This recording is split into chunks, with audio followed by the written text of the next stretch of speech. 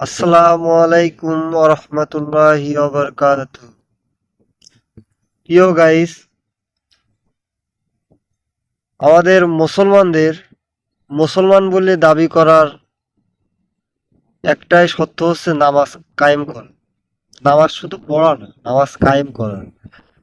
আর আমরা নামাজ সঠিকভাবে পড়তে পারি না।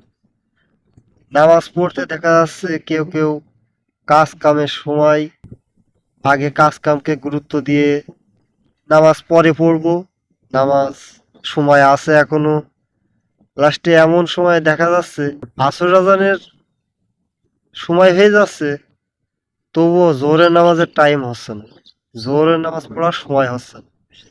তো আজকে আমি কোন নামাজ কোন সময় পড়া সবচেয়ে বেশি উত্তম সেটা শেয়ার করবো আপনাদের মাঝে। সবাই ভিডিওটি শেষ পর্যন্ত দেখবেন এবং সাবস্ক্রাইব করে আমাদের পাশে থাকবেন।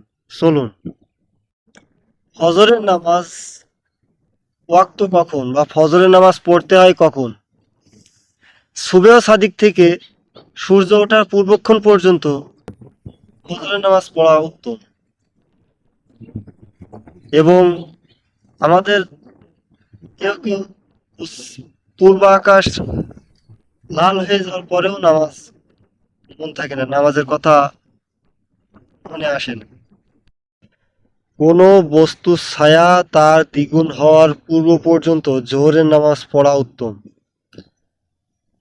আমাদের কোনো মুসল্লি আছে যারা, বিশেষ করে মেয়েরা যারা আসর আজানের পরে জোহরের নামাজ আদায় করতে যায়, এটা করা যাবে না। এবং আসরের নামাজ কখন পড়তে হয়? জোহরের নামাজ শেষ হওয়ার পর হতে সূর্যাস্ত পর্যন্ত, এটা পড়া উত্তম। এবং মাগরিবের নামাজ কখন পড়তে হয়? সূর্য অস্ত যাওয়ার পরে